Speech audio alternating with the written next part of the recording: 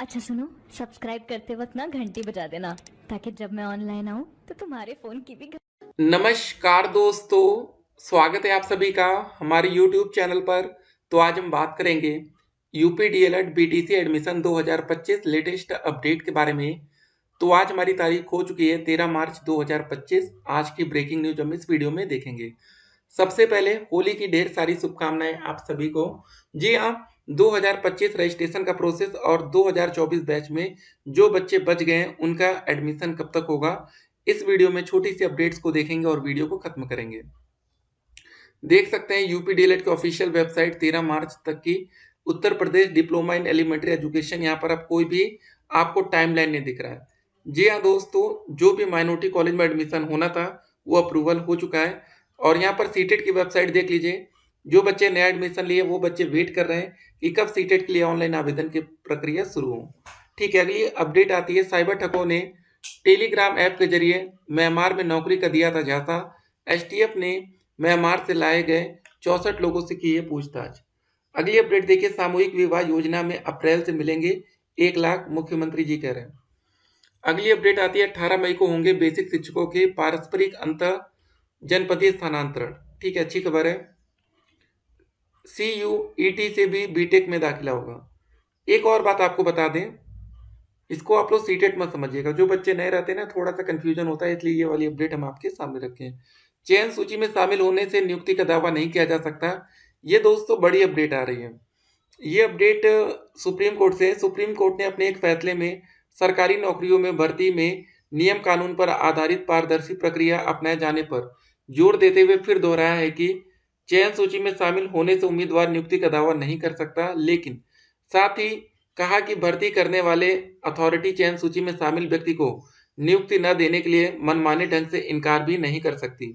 शीर्ष कोर्ट ने कहा कि अगर रिक्ति है और उसकी मेरिट को देखते हुए उसे पद पर नियुक्ति नियुक्ति मतलब दी जा सकती है, तो ऐसे में साधारणतः उसकी अनदेखी करने का कोई न्यायोचित आधार नहीं होता है। ठीक है, लेकिन दोस्तों अभी 69,000 शिक्षक भर्ती में क्या हुआ था लास्ट वैकेंसी में, उसमें 6,800 बच्चे थे। ये बच्चे कौन से कैटेगरी के थे? एससी कैटेगरी के थे और ओबीसी कैटेगरी के थे। तो इन बच्चों की एक चयन सूची को जारी किया गया, लेकिन बाद में इसको रद्द कर दिया गया। अभी भी मामला कोर्ट में विचाराधीन है। देखते हैं उस पर सुप्रीम कोर्ट का अंतिम फैसला क्या आता है। जियो ने भी स्पेस एक्स से हाथ मिला लिया। कल अभी दोस्त हमने बताया था एयरटेल, अब जियो ने भी। तो भैया आपका इंटरनेट और तेज होने वाला है। होली और ईद से पहले तोहफा मिला है 1.86 करोड़ परिवारों को मुफ्त गैस सिलेंडर। देख सकते हैं उज्ज्वला योजना के तहत गैस सिलेंडर रिफिल के लिए 1890 करोड़ की सब्सिडी सीधे बैंक खाते में भेजी गई है। ठीक है, तो चलिए अच्छी बात है भाई। ठीक है, पहले घूस अब मुफ्त में कनेक्शन, ये सारी बातें हो रही हैं आपके सामने, वैकेंसी की बात नहीं हो रही है। कार्यालय जिला शिक्षा बेसिक शिक्षा अधिकारी फर्रुखाबाद से एक विज्ञप्ति आती है। जी हाँ दोस्तों, यहाँ पर कक्षा 9 से 12 तक के रिक्त पदों का विवरण यहाँ पर आप देख सकते हैं।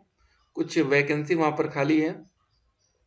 ठीक है, तो ये आप देखिए और कैसे इसकी मेरिट बनेगी, यहाँ पर उसका भी जिक्र किया गया।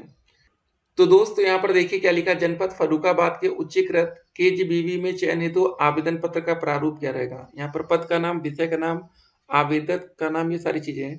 तो चलिए दोस्तों, वीडियो में अब हम लोग डिस्कस कर लेते हैं फाइनली रूप से कि क्या होने वाला है और कब तक हमें इंतजार करना चाहिए। देखिए होली की छुट्टी हो जाती है तो थोड़ा सा 2-4 दिन का समय और लग सकता है। अगर इनको डायरेक्ट बेसिस पर ऑफलाइन आवेदन लेना होगा या आपको ये एडमिशन देना चाहते हैं, तो एक नोटिस आपको बहुत ही जल्द देखने को मिल सकती है। थोड़ा सा सब्र बनाए रखिए, जल्दी आपको बड़ी खबर देखने को मिलेगी। ठीक है, बाकी 2025 में जो रजिस्ट्रेशन का प्रोसेस है, अब इसमें ज़्यादा लेट नहीं किया जाएगा। इसका विज्ञापन हमारा जून तक देखने को मिल सकता है और इस बार 12वीं पास छात्रों को एडमिशन देने की बात की जा सकती है। लास्ट टाइम भी कुछ बच्चों को 12वीं पास, ठीक है, 12वीं बेसिस पर एडमिशन दिया गया है। तो हो सकता है कि इस बार भी वो हो, क्योंकि लेकिन लास्ट टाइम में वही बच्चे एडमिशन पाए 12वीं बेस पर जो मामला कोर्ट में भी गया। ठीक, उसको भी ध्यान में रखेंगे। सीटेट यूपीटेट की जो भी अपडेट्स आएगी वो अपडेट हम आप तक पहुंचाते रहेंगे। फेल छात्रों के लिए जो भी खबरें आएंगी, ठीक है, उस पर भी हम लोग डिस्कशन लगातार करते रहेंगे।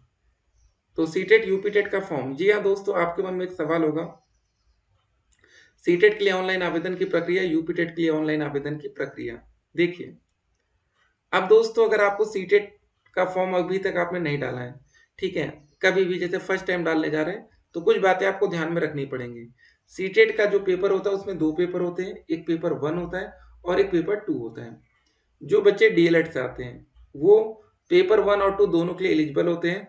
जो बच्चे बीएड से आते हैं वो बच्चे सिर्फ पेपर 2 डालते हैं, क्योंकि बीएड के छात्रों को 1 to 5 शिक्षक भर्ती से बाहर कर दिया गया है। तो ये थोड़ी सी बेसिक जानकारी आपको पता होनी चाहिए, नहीं तो जल्दबाजी में आप गलत फॉर्म का ठीक है कर लेते हैं, फिर बाद में दिक्कत आएगी। DElEd first and last class 19 फरवरी 2025, ये पहली क्लास है, लास्ट क्लास होगी 18 फरवरी 2027 में। तो एक तरह से आप देखें तो 2025 का साल भी देखेंगे, 26 का भी देखेंगे, 27 का भी देखेंगे और 24 से ये प्रोसेस शुरू हुआ। मतलब अगर आपने अपने डीएलएड काल में कम से कम 4 साल का सफर तय करेंगे, ठीक है। उसके बाद फेल छात्रों के लिए देखिए डीएलएड में बैक बहुत ज्यादा लगती है। एक बात याद रखिएगा, 100 बच्चे अगर डीएलएड में पेपर देते तो 50 बच्चों का फेल होना कन्फर्म है। और जो ये 50 बच्चे फेल होते हैं, ये मत सोचिएगा ये कमजोर छात्र होते हैं, क्योंकि डीएलएड में वही बच्चे आवेदन कर पाते हैं जो ग्रेजुएशन में एटलीस्ट 50% से ऊपर होता है या 45% आरक्षित वर्ग में। तो यार अच्छे परसेंटेज वाले बच्चे तो डीएलएड में आते हैं, तो ये बैक कहाँ से लगती है, फेल कहाँ से होते हैं? उसका दोस्तों सबसे बड़ा रीजन होता है यहाँ कॉपी चेकिंग एक अलग तरीके से होती है और पासिंग मार्क भी दोस्तों आपको यहाँ पर अलग देखने को मिलता है। डीएलएड में पास होने के लिए 50 नंबर में से 25 चाहिए होता है और 25 में से 12 चाहिए होता है, ठीक है। बाकी किसी और कंपटीशन एग्जाम में जाते हैं तो वहां पर 50 में से 17 पासिंग होती है, 25 में से 8 या 9 नंबर। इसलिए दोस्तों यहाँ पर पासिंग मार्क भी ज्यादा होते हैं, जिस वजह से आप कंफ्यूजन में आते हैं और आपकी बैक लग सकती है। तो इन सब बातों को ध्यान रखते हुए एडमिशन लीजिएगा अभी अगर आपने नहीं लिया। हाँ, स्कॉलरशिप की दोस्तों डेट जनरल ओबीसी कैटेगरी में तो फिलहाल निकल चुकी है। अगर एक बार फिर से पोर्टल ओपन किया जाता है तो उसकी अपडेट हम आप तक पहुंचाएंगे। बाकी इस समय आप लोग पूरी ताकत से पढ़ते रहिए, अच्छा स्कोर करना है पेपर में, किसी भी प्रकार की लापरवाही एक्सेप्ट नहीं की जाएगी, ठीक है। कभी कभी आप लोग लापरवाही करते फिर बाद में परेशान होते हैं, ठीक है। जो भी योजनाएं चल रही जहां से आपको फायदा लगे कि हो सकता है उस पर भी ध्यान दीजिए, ठीक है। काफी चीजें बदलाव हो रही हैं समय के साथ। यहाँ पर देखिए अपडेट क्या है, रिलायंस इंडस्ट्रीज की डिजिटल सेवा कंपनी जियो प्लेटफॉर्म लिमिटेड ने भी भारत में अपने ग्राहकों को स्टारलिंक की ब्रॉडबैंड इंटरनेट सेवाएं प्रदान करने के लिए अमेरिकी उद्योगपति एलन मस्क की स्पेस एक्स के साथ साझेदारी की है। यह समझौता स्पेस एक्स को भारत में स्टारलिंक की उपग्रह संचार आधारित सेवाओं को बेचने के लिए मंजूरी हासिल करने के अधीन है। इससे एक दिन पहले ही जियो की प्रतिद्वंदी भारतीय एयरटेल ने भी स्पेस एक्स के साथ इसी तरह के समझौते पर हस्ताक्षर किया था। तो ये दोस्तों काफी बड़ी बात है, अब आपका इंटरनेट और भी ज्यादा तेज हो सकता है, ठीक है ना। तो घर बैठे अगर आप लोग इंटरनेट चलाते हैं, ऑनलाइन काम करते हैं, क्योंकि देखिए अब धीरे धीरे जमाना ऑनलाइन की तरफ शिफ्ट हो रहा है, तो भाई आपको ऑनलाइन भी काम आना चाहिए, उस पर भी आप लोग फोकस करिए। बाकी ठीक है, डीएलएड की कोई भी क्लासेस चाहिए, ठीक है, फर्स्ट सेमेस्टर की, तो आप हमें व्हाट्सएप पर मैसेज कर दीजिएगा। सभी बच्चों को हैप्पी होली, और होली अच्छे से सेलिब्रेट करना है, ठीक है ना। कोई गलती मत करिएगा, कोई रंग वंग आंखों में ना जाए। फिर मिलते हैं, स्टे कनेक्टेड।